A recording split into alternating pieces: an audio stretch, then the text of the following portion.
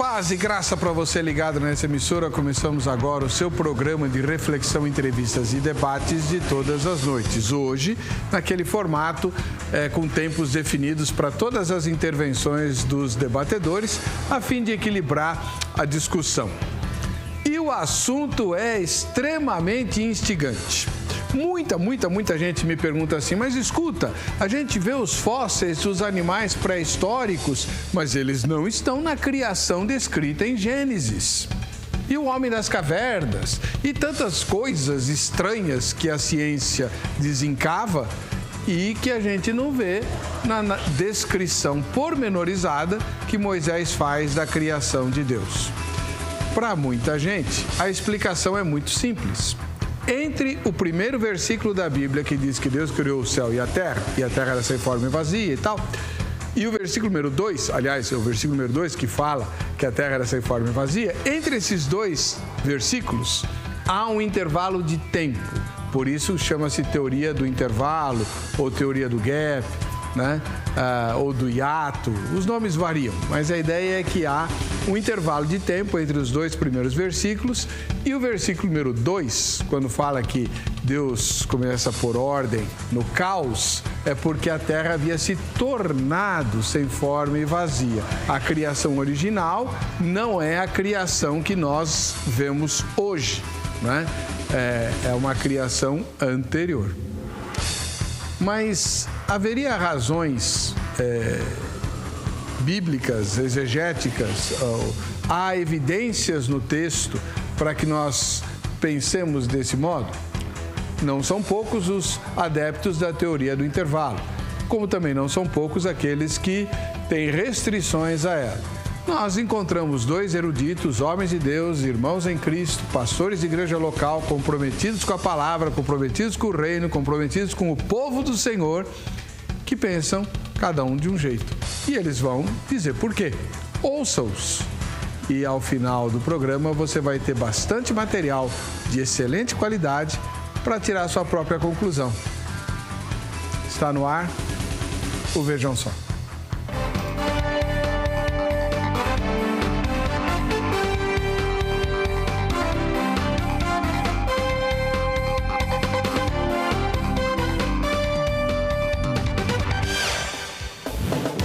Olá, começamos o programa Vejam Só com muita alegria, ele que é um presente da Academia Teológica da Graça de Deus, a AGRADE, a nossa patrocinadora, que permitiu que nós discutíssemos um dos assuntos mais polêmicos da Bíblia, né? E mais difíceis, um dos assuntos que mais desperta curiosidade, principalmente agora que está voltando, né, a circular os filmes sobre os dinossauros e tudo, e todo mundo pergunta, mas onde é que estão os dinossauros na Bíblia? Quando foi que Deus os criou? Adão conviveu com eles ou não? Pois é, para falar da teoria do intervalo, ou da lacuna, né, como está no nosso GC, com muita alegria recebemos mais uma vez o apóstolo Heleno Bezerra, ele que é líder do Ministério Apostólico da Restauração. Muito obrigado pela sua vinda, apóstolo. Deus o abençoe. Eu quem agradeço, obrigado. Que Deus abençoe a ti também. E onde fica a Igreja Apostólica da Restauração? Praça Marechal Rodrigues Ribas Júnior, 87, na Anália Franco, Tatuapé, Anália Franco, bem próximo ao shopping Anália Franco. Muito obrigado. Do outro lado, o parceiro do Vejam Só, o outro parceiro, né? O pastor Carlos Augusto Vailate, da Igreja Evangélica Jaboque, ele que é líder dessa denominação. Seja bem-vindo mais uma vez, pastor. Paz e graça. Paz e graça, Heber. Paz e graça ao apóstolo Heleno. E paz e graça também a todos os telespectadores do Vejam Só. E mais uma vez, né, como sempre, muito obrigado pelo convite. E a Igreja Evangélica Jaboque? Ela fica na rua Costa Barros, número 1341, mais ou menos na Vila Alpina, né, em São Paulo, mais ou menos próximo ali ao crematório da Vila Alpina. Fica uns 5 minutinhos do crematório da Vila Alpina. Tem algum membro chamado Jacó? Não tem.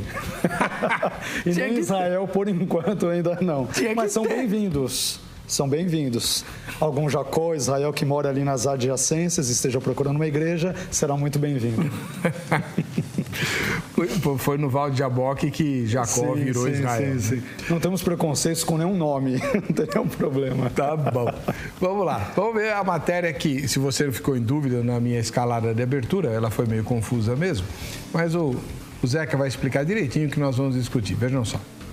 Gênesis capítulo 1, versículos 1 e 2 declara o seguinte: No princípio, criou Deus os céus e a terra. A terra, porém, estava sem forma e vazia. Havia trevas sobre a face do abismo, e o Espírito de Deus pairava por sobre as águas. Esse trecho é daqueles conhecido e declamado por todos os cristãos do mundo. Porém, esses 2 versículos guardam um segredo que ainda não tem explicação. Uma teoria que divide os estudiosos.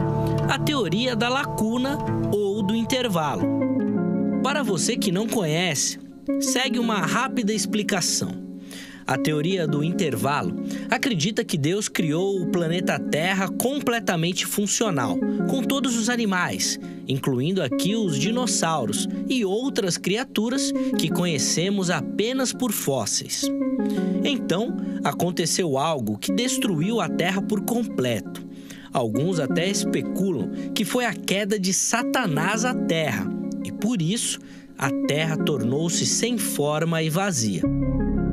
A esta altura, Deus começou tudo de novo, recriando a Terra em sua forma de paraíso, como descrito nos primeiros capítulos de Gênesis. Aqueles que defendem a teoria da lacuna acreditam, assim, poder conciliar com outras teorias científicas muito modernas que acreditam na ideia de que a Terra é muito velha, que na verdade a Terra tem bilhões de anos e já existe há muito tempo antes mesmo da Escritura Sagrada. Muitos estudiosos adotaram a teoria de que a Terra é velha, interpretando muito do primeiro capítulo de Gênesis de maneira alegórica e, ao mesmo tempo, mantendo uma interpretação literal do restante da Escritura. Para aqueles que não aceitam essa teoria, uma das primeiras coisas que devemos perguntar é: se algo importante tivesse acontecido entre os 2 versículos, não teria Deus nos dito isso claramente? Ou será que Ele teria nos deixado a especular em ignorância sobre eventos tão importantes? Segundo Gênesis capítulo 1, versículo 31, Deus viu tudo o que fizera e tudo era muito bom. Ele com certeza não poderia ter dito isso se o mal já tivesse entrado no mundo através da queda de Satanás durante o intervalo. Feita a apresentação da teoria, o que você pensa sobre isso? Ainda não sabe o que dizer? Então fique ligado agora no debate de hoje. Com certeza, isso irá ajudar muito. O Vejam Só já está no ar. E hoje é o debate presidencial, como a gente costuma dizer, né? Cada intervenção dos debatedores tem 3 minutos de duração para que todos os 2, né, falem durante o mesmo tempo. Apóstolo Heleno Bezerra, do Ministério Apostólico da Restauração, em 3 minutos o senhor pode expor para nós o seu ponto de vista a ser defendido e por quê? Bom, eu já começo com o porquê, pois eu vou ficar um pouquinho com Henrique IV de Shakespeare. Há mais coisas entre os céus e a terra do que a sua vã filosofia possa justificar, explicar. Então, algumas questões que a gente ouviu agora na apresentação inicial trazem uma confusão. Primeiro, alguns dizem que o fato de Deus ter dito isso é bom, Ele estava falando de tudo o que Ele criou e não daquilo exato que Ele acabou de criar. É uma confusão, na verdade. Aquela referência de Deus à sua criação é específica à criação daquele dia. Uhum. Outra é, contra fatos não há argumentos. O que discutir com relação aos dinossauros, aos hominídeos, que a gente já vê a ciência datando e escavando, e isso é fato comprovado. Eu volto a dizer que contra fatos não há argumentos. Por outro lado também, trazer a teoria da lacuna enxertada com o evolucionismo darwinista também é uma fraude. Não seria esse o conceito. O conceito é que há um período não explicado na Bíblia. Há um período não apresentado. Por que Deus não fez isso? Eu não sei explicar. Eu não explico Deus. Mas eu posso entender e posso divagar dentro das Sagradas Escrituras que Deus é o Criador. Não acredito em evolucionismo. Acredito no criacionismo. Deus criou os céus e a terra. Agora, como foi esta criação? Essa é a dúvida que paira no coração de todo mundo. Essa é a dúvida que paira no coração dos cristãos quando se deparam com a situação em que a Bíblia não mencionou. Mas existe um fato, que não é uma questão da ciência tentar negar a existência de Deus. Muito pelo contrário, eu acredito que estes fatos científicos, essas descobertas científicas, elas vêm corroborar com o conhecimento de Deus e da sua verdade. Ainda que a Bíblia, a palavra de Deus, a inerrante palavra de Deus, ela não menciona determinadas coisas, mas elas não deixaram de existir. Agora, buscar a explicação para isso, achar argumentos para isso, é o que cabe a muitos homens, a muitos estudiosos, buscarmos uma explicação, porque não há problema nenhum em conhecer e prosseguir conhecendo. Muito obrigado, apóstolo. Só não soou o alarme dos 20 segundos. Tem um alarmezinho quando falta 20 segundos para acabar o tempo, soa um alarme que não soou dessa vez, né? Mas acho que vai soar agora com o pastor Carlos Augusto Vailate, que vai ter 3 minutos para dizer qual é a posição que o senhor vai defender. Heber e telespectadores, o nosso querido apóstolo disse que ficaria com Shakespeare. Eu prefiro ficar com aquilo que entendo que está nas Escrituras, né? Com todo o respeito que tenho a Shakespeare. Eu buscaria defender a perspectiva segundo a qual a teoria da lacuna, baseada em Gênesis capítulo 1, versículos 1 e 2, ela não se sustenta de modo algum. A teoria da lacuna, na verdade, ela precisa inferir uma série de coisas a fim de poder se manter em pé. Inferências estas que eu julgo um tanto quanto perigosas. Então, primeiro, ela tem que inferir que o verbo hebraico hayá, de Gênesis capítulo 1, versículo 2, pode ser traduzido como tornou-se neste mesmo versículo bíblico. O que ao longo da nossa conversa, vamos ver se isso pode ser comprovado, isso o nosso querido apóstolo me ajudará a entender isso. Segundo, a teoria tem que inferir que a queda de Lúcifer ocorreu em Gênesis ou entre Gênesis 1:1 e 1:2. A teoria também tem que inferir que Lúcifer e Satanás sejam referências a um único e mesmo indivíduo. Em quarto lugar, ela tem que inferir uma relação teológica entre Gênesis capítulo 1, versículos 1 e 2, e Isaías 14 e Ezequiel 28. Em quinto lugar, ela tem que inferir que houve um dilúvio antes do dilúvio de Noé, o chamado dilúvio de Lúcifer, muitas vezes pelos defensores da teoria do gap ou da lacuna, não sei se é o caso exato do apóstolo, né? Então, em sexto lugar, ela tem que inferir a existência de uma raça pré-adâmica e a entrada da morte no mundo sem que o pecado estivesse ainda presente no mundo. E em sexto e último lugar, eu acho que um dos elementos problemáticos, mas que bom que o apóstolo Heleno já se posicionou contra ele, é que a teoria da lacuna, ela busca conciliar as escrituras com a ciência, e um dos aspectos, ou uma das leituras da teoria da lacuna, ela busca, na verdade, conciliar as escrituras com o evolucionismo, algo que o nosso querido irmão deixou claramente que não é a perspectiva dele, e isso é muito positivo. Mas, quando a teoria da lacuna surge no contexto do início do século XIX, como normalmente os estudiosos entendem nos Estados Unidos, por um teólogo escocês calvinista chamado Thomas Chalmers, muitos entenderão que a ideia é aliar a Bíblia à ciência, e não somente à ciência. Outros entenderão que é aliar a Bíblia à ciência de caráter mais evolucionista. Então, por esses motivos e por outros que poderiam ser aqui elencados e que nos falta o tempo para tal, eu diria que a teoria da lacuna é simplesmente isso, ela é uma teoria, ela não possui fundamentação exegética e teológica adequada. Muito bom. Ok, você já sabe qual é a posição de cada um, agora é você que vai responder. Mas eu não tenho elementos. E não tem mesmo. Mas tudo bem, vote como você pensa nesse assunto agora. No final do programa você pode mudar de ideia. Vamos lá, qual que é a nossa pergunta? Você acredita em intervalo de tempo entre Gênesis 1:1 e 2? Gênesis 1:1 e Gênesis 1:2, né? Tem um intervalo de tempo, sim ou não? Vote lá, né? E você, no final do programa, a gente vai ver como é que está a nossa enquete.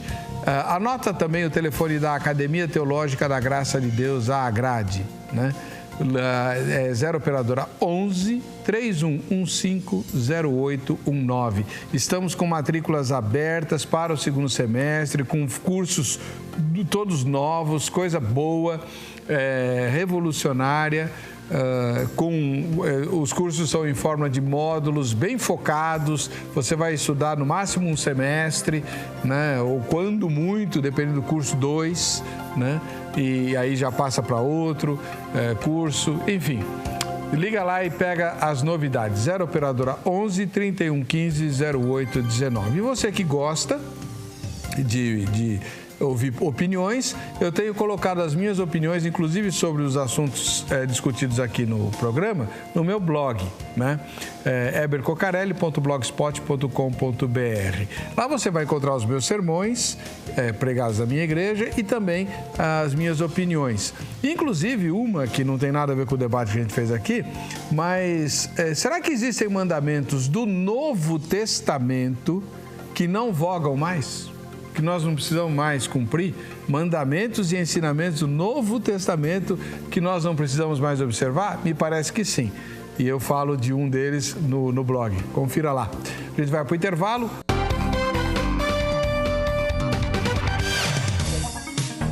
Pois é, chegou o momento, vamos começar o debate para valer.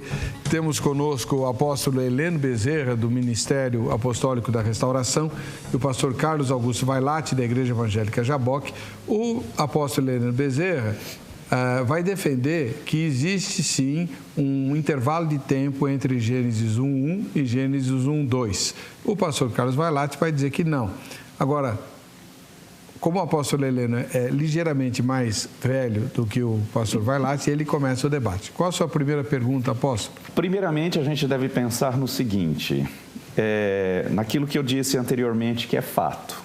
É fato, comprovado cientificamente, a existência de dinossauros pelos fósseis escavados e assim por diante. Também não vamos, de maneira alguma, eu nego ou quero negar a Bíblia. A palavra de Deus, para mim, eu não tenho que discutir no que está escrito. Mas eu creio que eu possa discutir o que não está escrito. O que está escrito é que houve uma criação. Nessa criação, ele criou os céus e a terra. Já discutimos aqui a questão do verbo estava, era ou tornou-se. Eu queria, em princípio, saber o posicionamento do pastor Vailate a respeito da colocação deste verbo. Qual o posicionamento que ele tem a respeito do verbo raiar, que uns entendem de uma forma, outros entendem de outra, e se nós podemos negar essa descoberta científica, ou como nós podemos encará-la à luz da criação de Deus. Como encarar, por exemplo, essa criação de céus, esse tempo que conflita entre o tempo cronológico da Bíblia e o tempo cronológico da ciência. Como enxergar este universo de confusões ou de falta de informações dentro da Bíblia? Como eu posso ver isso? Como eu posso interpretar isso? Negar a ciência à luz da Bíblia, ou à luz apenas do que está escrito, ou considerar aqueles fatos e procurar não enxertar, mas enxergá-los dentro da Bíblia, ainda que eles não foram literalmente escritos. Muito bem, o senhor compreendeu a pergunta? Perfeito. 3 minutos, pastor Vailate. Ok. Eu vou responder de trás para frente. Primeiramente, no que diz respeito a uma hipotética datação antiga da Terra, que segundo os estudiosos, os cientistas, eu não sou cientista, eu sou graduado e tenho meu mestrado em teologia, o doutorado em estudos judaicos com ênfase em estudos da Bíblia hebraica. Então, obviamente, vou comentar a partir daquilo que sei. Mas sei ler alguns instrumentos, algumas ferramentas, né? Acho que sou alfabetizado para tal.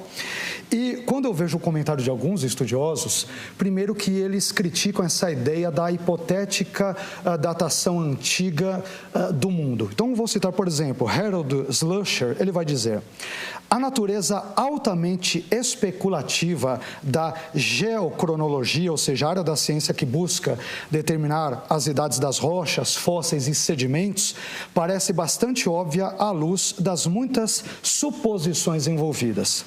Outro estudioso, Tim Clarey, que é mestre em geologia e em hidrogeologia e doutor em geologia pela Universidade de Michigan, disse o seguinte, abre aspas: o fator mais importante é que todos os métodos de datação radioativa, isotópica, estão pré-carregados com pressuposições que não podem ser verdadeiramente verificadas.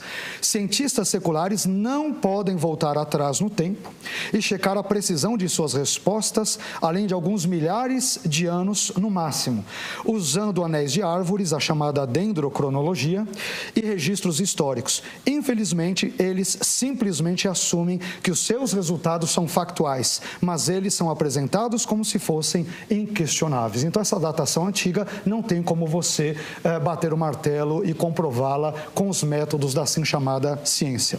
No que diz respeito ao verbo hayá, eu vou ler aqui um comentário de 2 estudiosos importantes do hebraico sobre o assunto. Vamos ver se eu terei tempo. O primeiro deles, Victor P. Hamilton, ele dirá, abre aspas: primeiro, se o escritor tivesse pretendido que o versículo 2 de Gênesis 1 fosse lido como uma sequência ao versículo 1, ele jamais teria usado a construção que ele usou, vav consecutivo, mais sujeito, mais verbo no perfeito. Em vez disso, seria vav conversivo ligado ao verbo no imperfeito mais sujeito. Assim, seria de esperar Vaterri haaretz, e em vez do que temos, Vehaaretz haitá, ou seja, a terra tornou-se, não ela era, que é o que está no texto bíblico. Segundo, em outras orações circunstanciais, o verbo hayá no tempo perfeito normalmente carrega o sentido estativo. E ele cita Gênesis 3:1, Gênesis 29:16, Gênesis 34:5, Êxodo 1:5, Jonas 3:3 e vários outros textos. Além disso, temos outros estudiosos que, por questão de tempo, eu não tenho como citar, mas gramaticalmente, hayá em Gênesis 1:2 é algo que não pode ser construído de forma exegeticamente satisfatória. Apóstolo, seus comentários. Tudo que ele falou, eu acho que é muito, muito lindo, mas não se traduz para a gente, não se traduz para nós, cristãos, algo que traga relevância, algo que traga esclarecimento.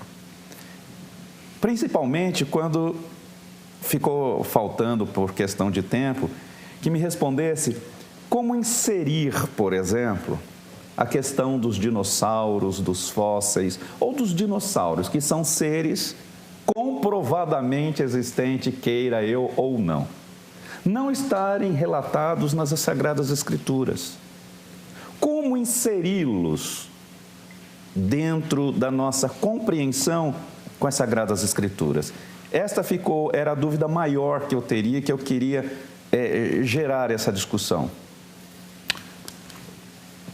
Muito obrigado. Pastor, vai lá de sua primeira pergunta. É a primeira pergunta? Okay. E quiser usar o tempo. Ok. Perfeito. Bom, vamos lá.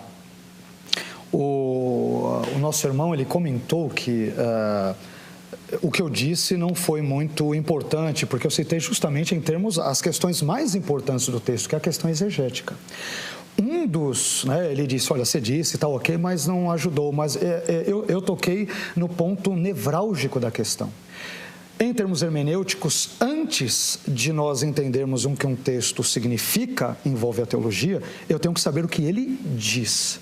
E se ele diz, Vehaaretz haitá tohu vavohu, e a terra era ou estava sem forma e vazia, eu não posso de forma alguma dar ensejo a uma elucubração teológico-filosófica recente que surge em 1814, a partir de uma das palestras de Thomas Chalmers, algo desconhecido ao longo de toda a história da igreja, nem pais da igreja, nem ninguém tratou nunca deste assunto. Então, a minha questão, ela vai no ponto nevrálgico, é exegética, é linguística.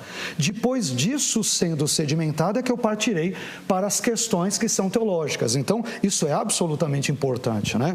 Agora, eu não entrei na questão dos dinossauros, evidentemente, porque não tive tempo. Dinossauro não é uma palavra bíblica, é uma palavra que surge também no contexto do século XVIII, XIX, onde tem ali a palavra deinos, lagarto, né? Ou melhor dizendo, terrível, e sauros, lagarto, lagarto terrível.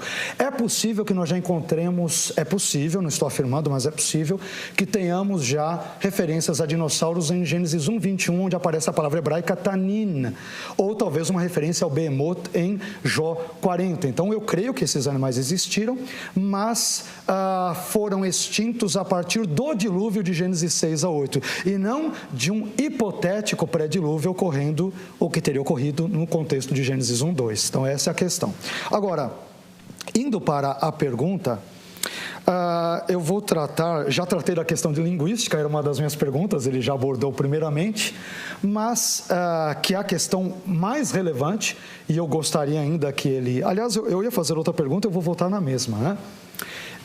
Eu gostaria que, dentro da construção sintática que nós encontramos em Gênesis capítulo 1, versículos 1 e 2, cito o texto em hebraico, Bereshit bara Elohim et hashamayim ve'et haaretz ve'haaretz haitá tohu vavohu, né? Até esse trecho. No princípio criou Deus os céus e a terra era ou estava sem forma e vazia no momento que ele criou. Dentro dessa construção sintática, e a terra era ve'haaretz haitá, o irmão poderia me citar alguma outra construção paralela onde Hayá seja traduzido como tornou-se, em vez de era ou estava, dentro da mesmíssima construção gramatical citada em hebraico, que o ajude a fundamentar a sua hipótese de tornou-se em Hayá em Gênesis 1:2? Olha, necessariamente não tenho para te apresentar aqui e agora, neste programa. A única coisa que me pesa sobre isso, e vou voltar a um princípio ainda sobre a teoria da lacuna. Eu creio numa lacuna, eu creio numa ausência de citação específica à compreensão humana. Okay. E aí, antes de responder, também vou voltar que a crítica ou a observação que eu fiz foi que na leitura que você fez foi tão cheia de termos científicos, termos avançadíssimos, que muitas vezes para o nosso ouvinte não quis dizer nada, porque se pautou de uma linguagem muito rebuscada, de conceitos muito rebuscados. Não foi que ela não comprovasse ou não dissesse, mas que ficasse muito lacunado na mente de nós, mais leigos, de tamanha ciência apresentada. Já se nós procurarmos gramaticalmente, como você me pergunta, assim como há quem conteste, há também quem averigue e confirme que o termo, que a palavra Hayá sirva ou seja um verbo que não indica nem ação, indica mudança de estado. Em Gênesis 1:2? Isso. Pode citar uma tradução? Que o verbo Hayá indique mudança de estado. Não é um verbo apenas de estado, um verbo de ação. Então, se nós pautarmos deste pensamento, posso crer, ainda que não esteja aqui citado ipsis literis, que houve uma mudança de estado. Tanto há essas mudanças de estado que, se nós observarmos, por exemplo, e eu já deixo isso como um questionamento, como uma pergunta para a seguinte Deus fala da criação de um novo céus e uma nova terra, com o advento da segunda vinda de Cristo. Ora, qual a dificuldade que nós temos de associar, por exemplo, as recriações de Deus? Será que Deus não recria nada? Será que nada chega num estado tão caótico que é preciso Deus recriar?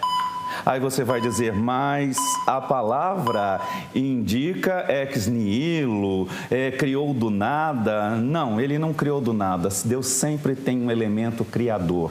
E o elemento criador de Deus chama-se palavra. Deus solta e as coisas se faz. Assim como Hebreus 11:3. Deus libera uma palavra. Esta é a matéria-prima criadora. Pois bem, agora 3 minutos para o pastor Carlos Augusto Vailate fazer os comentários sobre essa resposta do apóstolo. Então, Heber, a resposta do nosso irmão, ela infelizmente ela não tocou no assunto. Eu perguntei se ele poderia me dar um exemplo. Obviamente, claro, ele foi honesto, disse que não sabe dar nenhum, mas porque ele também não encontrará um para dar de forma correta, né? Porque ele é inexistente no contexto bíblico. Segundo, ele disse que, será que Deus não pode recriar? E citou outros contextos de novos céus e nova terra. Aí é outra história. A nossa preocupação e o ponto focal é Gênesis 1:2, não é novos céus e nova terra de Isaías 66, de Apocalipse. O nosso foco é Gênesis 1. Você não pode pegar e atirar para todo lado. Mas não posso comparar? Mais uma vez, sim, uma comparação, mas que é... A recriação de Deus? Sim, mas que não cabe no contexto de Gênesis 1:2, não é uma inferência sem sentido. Agora, o grau de tecnicidade que o irmão mencionou, ele é necessário, porque se eu tenho aqui um vav copulativo no contexto hebraico, e eu tenho que entender o que o texto diz, ou eu tenho um vav conjuntivo ou conversivo, que muda os tempos, onde o passado se torna futuro e o futuro passado, uma peculiaridade do hebraico, isso é importante, por mais que todos os nossos queridos telespectadores não saibam, sem dúvida, mas poderão pesquisar, e é um aspecto técnico que é necessário para a nossa discussão, porque de acordo com o meu fundamento ou pressuposição, se começar errado, ele terminará errado. Então o irmão está pressupondo que Raiá, nessa construção, sem me dar nenhum exemplo, sem citar uma única tradução em português, inglês, qualquer uma que o valha, onde apareça em Gênesis 1:2, se a terra tornou-se sem nada, o irmão simplesmente pressupõe que isto seja possível. O irmão não me dá nenhum tipo de fundamento ou argumento exegético adequado. Aí não dá realmente para a gente prosseguir no debate. Agora, eu dou vários exemplos, né? Eu cito e dou vários exemplos. Então, por exemplo, em questões de orações circunstanciais como esta que encontramos em Gênesis 1:2, eu citei na minha primeira fala e não deu tempo, vamos ver se agora dá. Em Gênesis 3:1 diz lá, a serpente era mais astuta do que os demais animais do campo. É a construção que aparece em hebraico, que é semelhante à de Gênesis 1:2. Depois, Gênesis 29:16, que equivale ao 29:17 do texto massorético. E Raquel era bela ou era bonita, e não tornou-se bonita. 34:5 de Gênesis, seus filhos de Jacó estavam no campo, não se tornaram no campo. Êxodo 1:5, José estava no Egito. Jonas 3:3, que apresenta um paralelo quase que perfeito com Gênesis 1:2. Ora, Nínive era uma cidade extremamente grande, né? Veninve haita irgdulal Elohim. E Nínive era uma grande cidade. Então, nós temos elementos exegéticos importantes e não dá para o irmão inferir, com base em vários outros textos e tudo, que porque Deus pode recriar novos céus e nova terra em termos de paralelismo de ideias, mas não há um paralelismo linguístico, porque Deus não está recriando nada em Gênesis 1:2, é uma mera pressuposição desprovida de elementos exegéticos e linguísticos. Primeira rodada completada, cada um fez uma pergunta, respondeu também uma pergunta e comentou. Então agora vamos para a segunda rodada. Apóstolo Heleno, sua segunda pergunta. O verbo raiá, que parece que se tornou mais importante do que, ou o canal que vai nos dar mais ligação. Segundo o próprio Strong, ele tem várias significações. Em outros contextos, Isso, perfeito. Em outros contextos. Em outros contextos. Perfeito. Mas aqui também. O próprio Strong. Então, não só o Strong, mas se nós procurarmos em outros dicionários, nós vamos encontrar a significação desta palavra. Contanto que todas as citações que você deu de Raquel, e outros tantos, usando apenas o verbo no sentido era, nós temos que entender que também tem um contexto. Se nós pegarmos semântica da língua portuguesa, da nossa língua, nós vamos encontrar uma mesma palavra que, onde ela foi empregada, ela tem um significado. Que, de repente, pode até o meu interlocutor não entendê-la porque a cabeça pensa onde os pés pisam. O seu universo de compreensão pode não ser o meu do locutor e entre o interlocutor. Perfeito. Porém, se nós pensarmos, e eu vou voltar ao princípio de todas as questões, se nós pensarmos que não exista uma explicação bíblica ou uma explicação científica que não está na Bíblia, mas corrobora, para a questão dos dinossauros, para a questão das vidas, dos universos dos mundos, que também podemos entender assim, de Hebreus 11:3, quando cita que Deus criou os mundos ou o universo. Aí vai depender da tradução, não é? Da preferência do leitor. Como fica ao dizer que, por conta de uma citação de Gênesis 1:21, em que diz, para alguns Deus criou as baleias, mas ali para mim são os grandes seres marinhos, né? Isso na preferência monstros marinhos, por sentido de assustadores pelo seu tamanho. Como explicar, então, essa questão dos dinossauros à luz da Bíblia, à luz da palavra de Deus? Como entender isso na cabeça, não com tantos termos técnicos que não vão traduzir, mas como entender isso no nosso discurso, no nosso bate-papo? Como nós podemos entender isso à luz da Bíblia? 3 minutos, pastor, vai lá. Ok. Bom, como eu havia dito agora há pouco, eu creio na existência dos assim denominados dinossauros, embora o termo dinossauro seja uma terminologia grega, e sempre é importante pontuar para que o telespectador ele saiba que não estamos tratando de uma terminologia bíblica, isso é importante. Então, o que nós talvez tenhamos que mais se aproxime do termo grego, né, deinossauros ou lagarto terrível, e grosso modo, e aí eu concordo com o irmão, no que diz respeito ao substantivo tanin, que a nossa tradução traduz de forma, né, pelo menos em português, de forma inadequada como baleia, talvez seja uma referência a monstros marinhos, perfeito. E quem garante que eles não possam ser ou não tenham sido, de fato, os chamados dinossauros ou animais deles derivados? Eu não tenho nenhum problema em aceitar essa premissa, essa prerrogativa. Agora, a questão é, quando os tais dinossauros ou animais pré-históricos, outra terminologia muito complicada, né? Pré-história, porque a partir do momento que você a narra, já não é pré-histórico, já está dentro da história.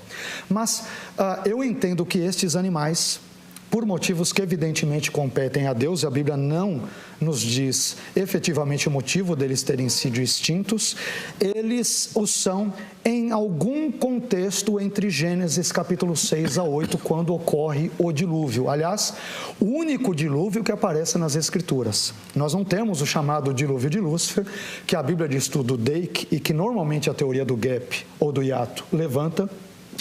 Um dilúvio que teria tido uma característica catastrófica, um amplo alcance de catástrofe, de tragédia maior do que o dilúvio bíblico. Então, essa é uma questão, uma construção que a teoria do gap, que eu não sei evidentemente se o irmão concorda com ela ou não, mas ela é muito importante para a teoria do gap, que eu acho muito complicada. Mas eu não tenho nenhum problema em entender os dinossauros como tendo existido. A minha preocupação é com essa datação, onde a ciência contemporânea, reitero, não sou cientista e, portanto, não digo de uma forma com conhecimento preciso disso, mas onde a ciência diz que nós temos 13,5 ou 13,7 bilhões de anos. Cronologicamente, por meio de todos os testes, eu citei um dos autores, um dos doutores da área, eu poderia citar vários outros, nós não temos como mensurar, porque você não tem como voltar até o passado e saber exatamente a quantidade de carbono 14, de outros elementos que existiam na época e quanto dele se perdeu e fazer uma leitura retroativa até os dias de hoje. Isso não pode ser mensurado. Então, para mim, é mais uma construção filosófica do que ciência pura. Agora, existiram dinossauros, existiram homens no contexto antigo, sendo o primeiro deles Adão, mas isso não irá apontar de forma alguma, entendo eu, para uma pré-criação antes da própria criação, como a teoria do gap normalmente formula. Vamos lá, seus comentários, apóstolo.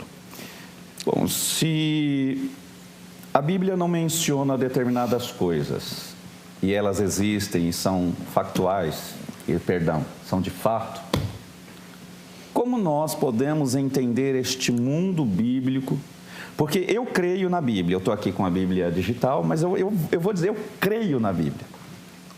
Creio. Agora, eu sei que a Bíblia nos apresenta as questões linguísticas que vão nos trazer conflitos. Conflitos porque é uma questão linguística e a Bíblia, ela foi escrita com a língua para o homem, para falar com o homem. O que Deus muitas vezes expressa, que Deus transfere, que Deus fala ao coração do homem, nem sempre nós encontramos palavras suficientes para traduzir.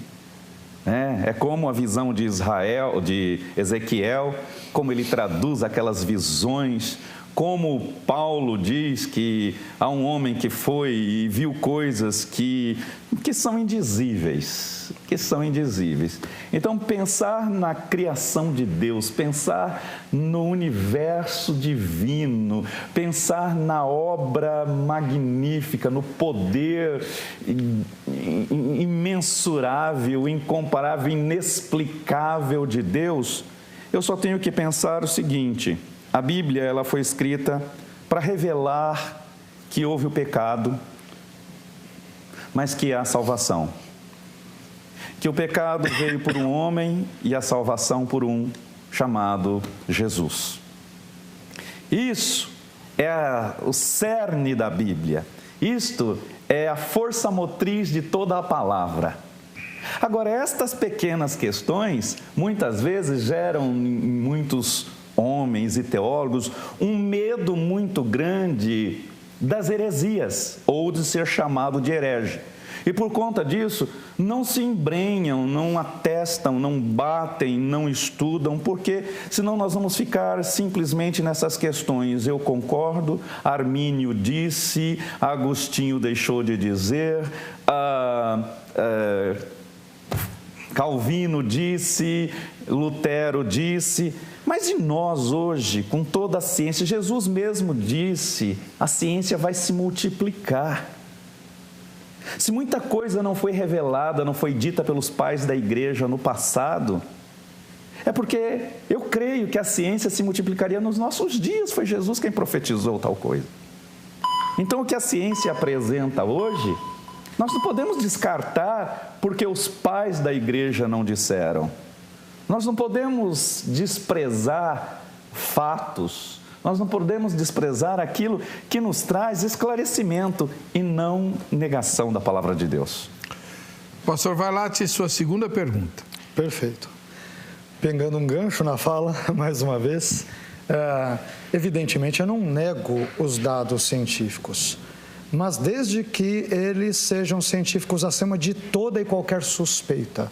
A própria ciência, ao longo da sua história, ela teve que rever várias datações, vários dados outrora ratificados com tanta ênfase, eles tiveram que rever esses conceitos, porque ela não é uma verdade absoluta, pelo menos não em muitos dos seus pressupostos. Então, a minha crítica é a esse aspecto da ciência, não a tudo, evidentemente, que vai apontar para uma teoria. Mais uma vez, reitero, com base nos elementos e nos pressupostos científicos, nós não temos como voltar atrás e reproduzir em laboratório, embora alguns tenham tentado o Big Bang e aquilo que o valha. Portanto, não dá para você fazer uma ciência a partir dos pressupostos dados e definidos pela própria ciência. Portanto, isso é uma teoria filosófica, de que o mundo tem 13,5, 13,7 bilhões. Teoria por teoria, eu prefiro ficar com a teoria da Bíblia. Então, minha preocupação não é contra a ciência, mas contra esse aspecto teórica e hipoteticamente chamado de ciência. Tendo dito isto, e se eu disser algum enunciado que talvez não se encaixe bem na formulação teórica do irmão, por favor, me corrija, tá? Mas eu vou traçar aquilo que envolve a pergunta, aquilo que normalmente os defensores da teoria do gap defendem. Então, eu vou dar aquilo que as pessoas defendem. Então, vamos lá. Ao defender a criação original do mundo em Gênesis 1:1, é o que o irmão defende, a sua destruição em Gênesis 1:2, correto? E a sua recriação em Gênesis 1:3 a 31, que é a continuação lógica, o irmão não está se envolvendo, possivelmente, num problema teológico muito sério, o irmão e todos aqueles que advogam a teoria do gap, visto que ao fazê-lo, o irmão não está pressupondo a entrada do pecado e da morte humana no mundo antes mesmo da queda de Adão.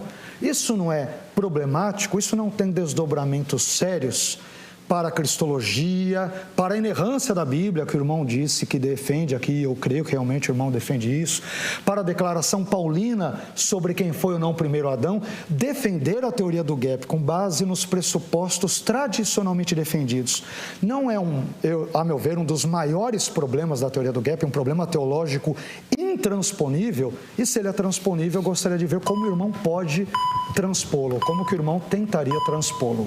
Por favor. 3 minutos, apóstolo. Eu vejo na teoria da lacuna, e aí reforço o que você diz, ela não passa de uma teoria, porque ninguém aqui está testando verdades absolutas, exceto a Bíblia.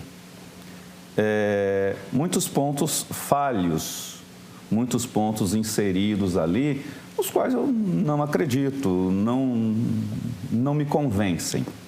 Mas eu estou convencido, sim, desta mudança de estados. O pastor disse que trazer a questão da criação de um novo céu e uma nova terra não era importante. Eu digo que, para mim, é sumariamente importante fazer as comparações. Primeiro, eu vou usar um termo aqui que talvez eu peque com ele, mas me atrevo, eu sou um cara destemido da crítica. Eu vou pensar numa dispensação agora. Deus criou um mundo. Esse mundo foi habitado por seres. Esse mundo a qual também se deu o nome Terra. E esse mundo chegou ao seu período de extinção. Assim como este mundo nosso, essa nossa Terra, vai culminar numa extinção. Não diluviana, mas a Bíblia já diz, vai ser com fogo. Como vai ser esse fogo? Eu imagino, da mesma forma que o dilúvio, se me permite elucubrar aqui, o dilúvio foi água saindo das torrentes internas e os céus e se fechou em águas de baixo e de cima. Também acredito que a terra vai entrar numa combustão de aquecimento interior e o sol e tudo isso, os elementos vão se derreter e aí essa extinção. Então vem um novo mundo, uma nova terra, um novo céu. Será que a Bíblia não me dá esse indício? Será que eu estou pecando tanto quanto talvez fosse a sua pergunta? Eu entendi desta forma, né? De elucubrar, de pensar, de divagar no meu pensamento. Deus criou uma terra, essa terra tornou-se sem forma e vazia, porque ela foi cataclismada. Os efeitos eu não vou discutir, se foi Satanás, dilúvio eu não acredito, esse dilúvio de Lúcifer aí eu não acredito. Acredito sim que houve um poder que ali destruiu tudo e Deus então vem e recria, assim como Ele vai recriar um novo céu e uma nova terra. Isso para mim é simples de se pensar. Isso não me leva a ser um herege que leve outras pessoas a pecar contra a Santíssima Palavra do Senhor. Muito pelo contrário, apenas vai trazer esclarecimento e talvez, me perdoe aqui, até hipóteses que me assegure que Deus é Criador. Amém. Pastor Vailate, seus comentários. Vamos lá. Parece-me que no nosso encontro anterior, salvo engano, eu posso me enganar, o irmão mais ou menos defendeu algo que se assemelhava à ideia do dilúvio de Lúcifer. No finalzinho do nosso debate, eu falo, olha, eu sou mais propenso com essa ideia aí. Não. Salvo engano, eu posso me equivocar. Mas eu achei interessante o tom, claro que ameno da fala do irmão. Isso é importante, admitindo que a sua teoria pode estar equivocada, isso é muito importante para o debate. Não sou dono da verdade também, isso é importante dizer, né? Não sou melhor, superior a quem quer que o valha. Estamos debatendo... Assim, você disse que a ciência se equivocou. Estamos debatendo como irmãos em Cristo, sem dúvida. Agora, na teoria da lacuna, se o irmão me permite, existe um sério, para não dizer seríssimo problema teológico com o pecado e a morte no mundo antes da queda de Adão em Gênesis 3. Esse problema é seríssimo. Que pode, e eu pensei que o irmão ia tocar nisso, depois se o irmão quiser toque, mas eu dei justamente condições para o irmão falar, o irmão não trabalhou. Perdoe-me. Então, isso pode desembocar numa heresia séria, e agora que eu vou tratar dela. Por isso que para mim a teoria da lacuna, exegeticamente, gramaticalmente, teologicamente, ela não se sustenta de nenhum jeito. Teologicamente, olha o problemaço que ela faz surgir. Romanos 5, versículos 12 a 14, declara o seguinte: pelo que, como por um homem entrou o pecado no mundo e pelo pecado a morte, esse homem é Adão. Não é o hominídeo de Gênesis 1, não, que é o que o irmão está pressupondo, por meio da teoria da lacuna. Ok, se o irmão fala que não, perfeito, mas normalmente a teoria da lacuna dá ensejo a isso, por isso que eu dei chance para o irmão se posicionar acerca disso. Por um homem entrou o pecado no mundo e pelo pecado a morte. Assim também a morte passou a todos os homens, por isso todos pecaram. Porque até a lei estava o pecado no mundo, mas o pecado não é imputado não havendo lei. E no versículo 14, no início de Romanos 5, diz lá, no entanto, a morte reinou desde Adão, mas na sua teoria já existem fósseis antes do pecado entrar no mundo por meio dos dinossauros. Não é um ensinamento bíblico, isso é problemático, né? Então, como Deus poderia dizer, e aí volta o elemento que nós dissemos já no início, que tudo que ele havia criado era Tov Meod, e o processo criativo ele só se deu no 6º dia.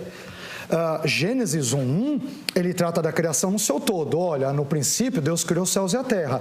Como se dá esse processo de Deus criar os céus e a terra? Olha, quando Deus estava criando os céus e a terra, nesse momento a terra estava sem forma e vazia. Havia trevas sobre a face do abismo, e aí ele vai num fluxo narrativo que a teoria do gap quebra, desrespeitando o texto hebraico, daí a minha ênfase no texto hebraico, né? E toda a teologia. Ora, se eu admitir a postura normalmente empregada da teoria do gap, em que houve morte e pecado no mundo antes, que é a perspectiva de Dake, é a perspectiva de muitos que defendem, então eu cairei muito provavelmente, quase que inevitavelmente, numa heresia. Por isso que a teoria da lacuna, nesses moldes aqui apresentados, que é clássico, ela não se sustenta em termos bíblicos de forma nenhuma. Daqui a pouquinho a gente vai para a última pergunta de cada um dos debatedores. Voltamos já com Vejam Só.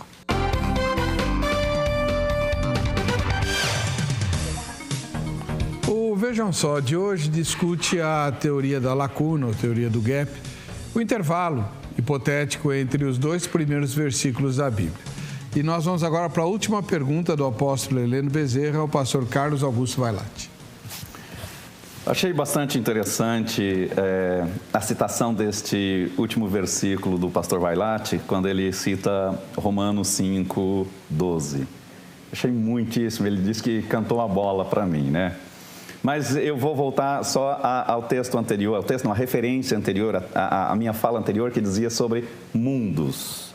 Uma primeira terra, vamos dizer uma segunda terra e uma terceira terra, que está profetizado que vai ser a habitação onde o cordeiro e o leão habitarão juntos, né? Mas o texto de Romanos diz assim: portanto, assim como por um só homem entrou o pecado no mundo, ele entrou no mundo, ele não foi criado no mundo. Ele veio de fora para o mundo. De que lugar veio esse? Que mundo é esse que a Bíblia está se referindo? A Bíblia está se referindo ao mundo universo, e eu deixo essa pergunta para ele, que ele é muito especializado nas línguas e nos originais da Bíblia. Então eu vou perguntar, que mundo é esse que está aqui? Que o pecado passou, ele entrou, invadiu. De onde ele veio? De onde esse pecado veio que entrou na terra através deste homem? E aí todo homem passou a morrer. Se eu pensar que é heresia, que a morte foi criada aqui, sim, aí eu estou dizendo que nenhum ser antes morreu.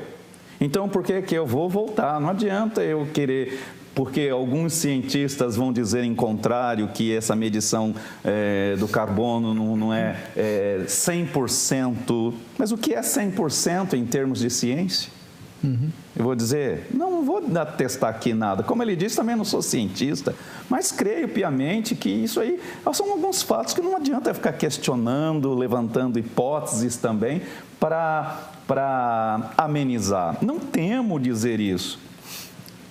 O escritor está dizendo, o pecado entrou no mundo, então ele veio de algum lugar. Já existia um pecado que estava fora deste universo chamado Terra, desse universo criado por Deus, que em princípio ele criou ali dentro desse universo chamado Terra. Me perdoe por fazer essa construção. Ele criou ali dentro um lugar e ele pôs habitável um homem humano para habitar ali com aquela isha humana, e dali ele compôs uns seres especiais para a sua adoração, mas ali também o pecado esteve, veio, invadiu o coração do homem, e por isso todo homem a partir daí se torna pecador. Mas esse texto está se referindo a este mundo terra a partir desta criação, ou melhor, dessa recriação que eu menciono. O senhor entendeu? Essa é a pergunta? É.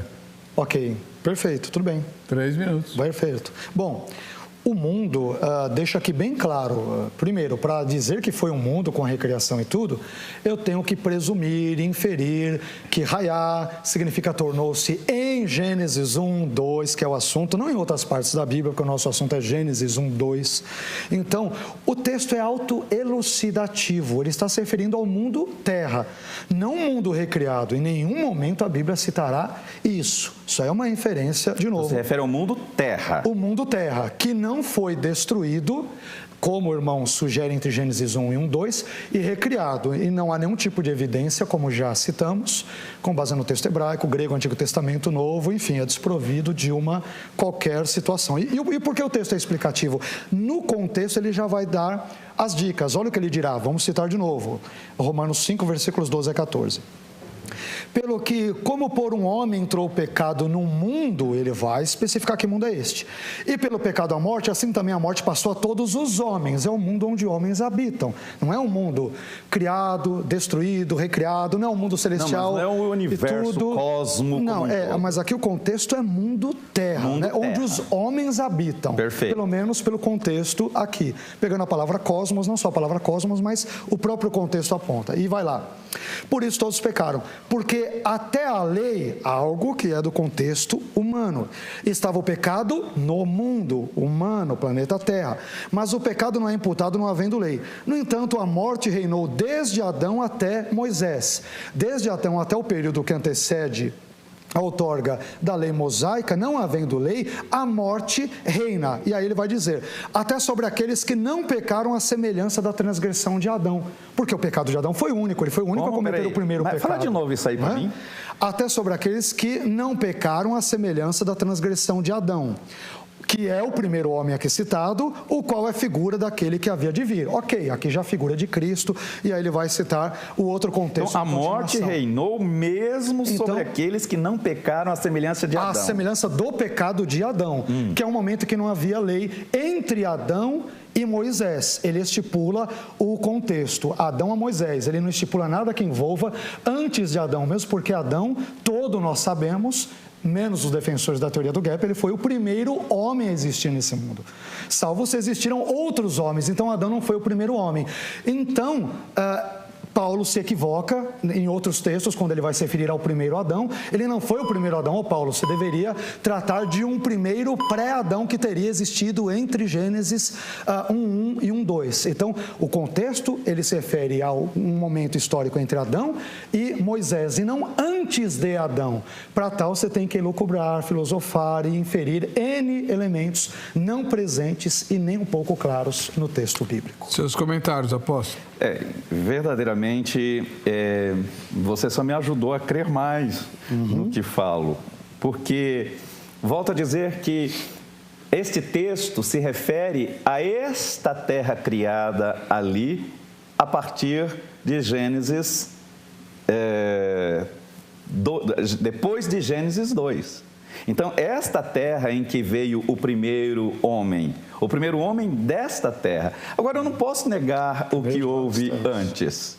Você pode discordar, mas nós estamos falando, esse texto, ele cabe a esta etapa da existência criadora de Deus, da terra que foi criada ali, quando ele viu que estava sem forma e vazia, ou tornou-se sem forma e vazia, perdão, e então ele vem, ou reorganiza esse caos, coloca o homem formado do elemento deste cosmos, desse mundo que ele criou, forma um elemento do elemento criado, e diz, agora você vai habitar aqui. E então veio de fora e invadiu este lugar, porque diz que o pecado, como é que diz aqui? Ele entrou, ele veio de fora. Sim. Então ele veio de fora porque ele já existia, mas está falando que existia num outro lugar. E ele invadiu esse novo lugar de Deus. E ao invadir este novo lugar de Deus, onde Deus formou o homem e o colocou ali para governar tudo o que ele estava criando a partir desse estágio de criação. Então, esse pecado entrou, invadiu este lugar e a partir daí sim, eu posso dizer que essa morte reinou desde Adão. Eu estou dizendo que ele é o primeiro homem, mas deste mundo terra do qual nós estamos falando, porque você mesmo concordou comigo quando nós dissemos que não. Eu estou dizendo que concordou comigo quando diz que a palavra mundo aqui está se referindo à terra. Então, esta palavra aqui... Então, existiram pessoas que morreram antes de Adão. Depois você fala. Se existiram pessoas, seres humanos, a mesma formação, eu digo que não, porque a minha Bíblia diz que a formação deste homem foi do pó, deste elemento chamado terra que Deus criou. Como eram os seres de um pré-mundo, vou usar isso aqui. Como eram os seres? Eu não vou afirmar. Eu só vou afirmar que existiram pré-criações de Deus. Que Deus criou os céus e a terra, criou o firmamento e os mundos ali. E isto se tornou na terra sem forma e vazia. Então Deus vem e reorganiza o caos, assim como essa terra vai ficar sem forma e vazia, e Deus vai reorganizar todo o caos e criar uma nova terra e um novo céu. Sua última pergunta. Vamos lá.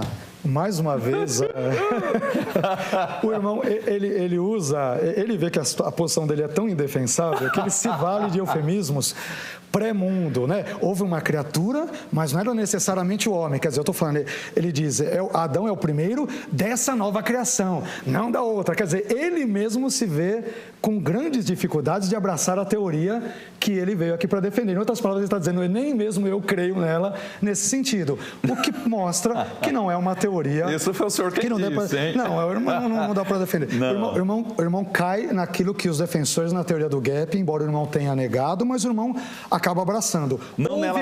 Houve morte em Gênesis 1 antes da recriação, porque existiam seres ali que morreram. Houve morte.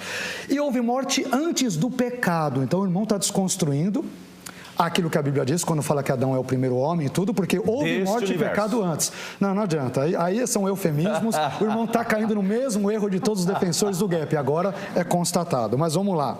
É indefensável a postura. Mas vamos mostrar que ela é mais indefensável ainda, porque O irmão falou e tomou muito cuidado para não citar que isso veio de fora, de outro mundo. Talvez citando Lúcifer ou outras situações ou algo que o valha. Então, mais uma vez, vou permitir que o irmão fale, pressupondo, né? Outra vez, no outro debate, irmão, essa ideia de Lúcifer, que tem relação com Isaías, o irmão deixou bem claro que o irmão acredita nisso. Então, a minha pergunta, e isso é muito importante para fundamentar a teoria do gap, por isso que eu vou fazê-la. Então, a pergunta é a seguinte: a teoria da lacuna, para ser defendida, para poder ser defendida, deve pressupor, como já mostrei desde o início da minha fala, um monte de inferências, nenhuma delas claramente delineada na Bíblia.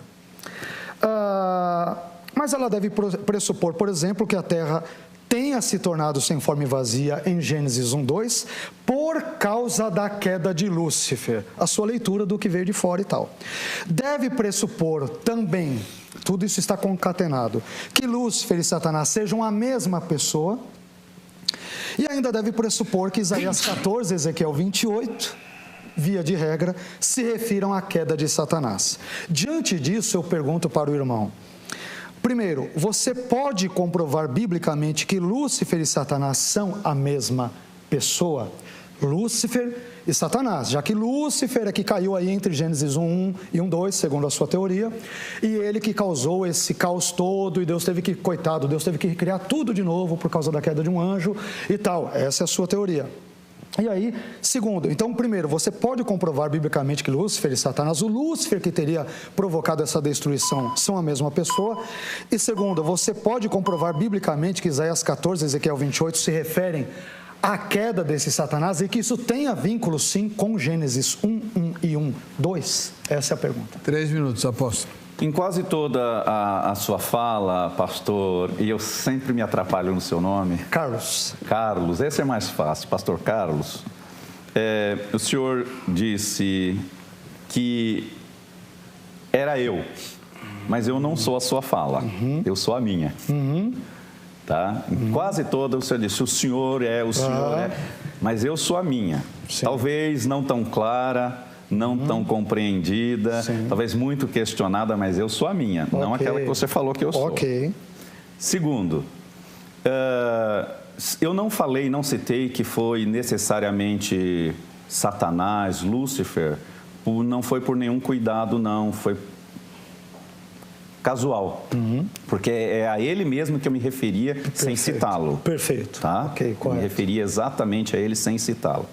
Agora, os textos que nós encontramos em Ezequiel, em Isaías, que fazem referência ao mesmo Espírito, o mesmo poder, que é usado ali com a figura de Tiro, do rei de Tiro, em Ezequiel, é usado como a figura do rei de Tiro. Ali eu acredito piamente que está se tratando do homem, falando do homem, sob o mesmo poder, fazendo uma ligação, uma referência ao mesmo poder e essa queda. Assim como ele caiu lá, ele vai cair aqui quando ele tentar levantar este poder. Lá entre Gênesis 1 e 1:2? Sim. Tá. Sim. Acredito que essa referência, sim. Agora, a questão de Satanás e Lúcifer que você perguntou aí, eu vou falar mais uma vez, entra muita questão de semântica. O que é Satanás? O que é diabo? Né? Porque são questões semânticas. São chamados de adversários. É adversário. Não é que nós temos aí o mito do nome próprio, certo? Porque ainda que alguns não concordem, eu ainda creio no Hillel Ben Shahar, que é a fulgurante estrela da manhã, que ele era isso, mas o brilho não era próprio, porque o brilho era a glória de Deus nas pedras, refletindo a glória de Deus nele, e ele olhou para si mesmo e viu aquilo e achou que ele era o brilho, mas ele era o quê? Reflexo da glória de Deus. E então, pensar que Satanás, que o nome Satanás e Lúcifer ou o querubim ungido, na verdade, é a prefiguração desse arqui-inimigo de Deus. São só nomes que são utilizados para perfigurar esse arqui-inimigo de Deus e creio sim que são as mesmas pessoas, os mesmos seres. Muito bem. Seus comentários, Carlos? O nome Lúcifer, primeiro de tudo, não é um nome bíblico, né? Ele vem da Vulgata, entre o IV e V séculos, traduzido por Jerônimo, vertendo o texto hebraico para o latim. Sim. Existem 5 ocorrências do termo Lúcifer ou Lúcifer no Antigo Testamento. Nenhum deles traz nenhum tipo de associação com Satanás. Então, primeiro, ele aparece em Jó 11:17, onde Lúcifer, estrela da manhã, refere-se a uma estrela, é a tradução do hebraico boker, manhã. A segunda ocorrência em Jó 38:32, onde Luciferam, constelações do zodíaco, mais uma vez referindo-se a estrelas, é a tradução do hebraico Mazarot, constelações.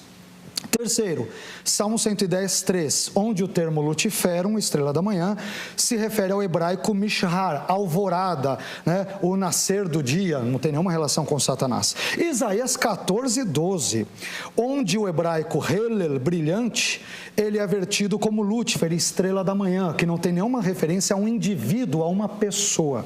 E o quinto e último texto, curiosamente, ele se aplica a Jesus. Em 2 Pedro 1,19, onde a palavra grega fosforos, estrela d'alva, Jerônimo averte como Lúcifer, estrela d'alva. E a maioria dos estudiosos entendem que a referência, até que a estrela d'alva nasça no vosso coração e tudo, seja uma referência a Cristo em 2 Pedro 1,19. Então, nós não temos nenhuma associação feita na Bíblia entre o termo latino Lúcifer, que não é nome de indivíduo, passou a ser, a partir do contexto da Idade Média, até o 3º século, por ali, 4º, nós tínhamos um bispo chamado São Lúcifer, para vermos como o termo ainda não havia sido contaminado. E os seus seguidores eram chamados de luciferianos. Então, ainda não havia sido contaminado. A partir dali é que, Idade Média adentro, é que o termo Lúcifer, que aliás é belíssimo, né? Aquele que porta a luz, o significado é belíssimo, ele vai ser contaminado e adquire o status de, a partir de uma leitura popular evangélica, onde ele é visto ou equalizado com Satanás. Então, não tem nenhuma referência a isso na Bíblia. Quando nós vamos para a questão das pedras de fogo, e aí o irmão citou algo bem místico, né? Refletir a glória de Deus nele e tal.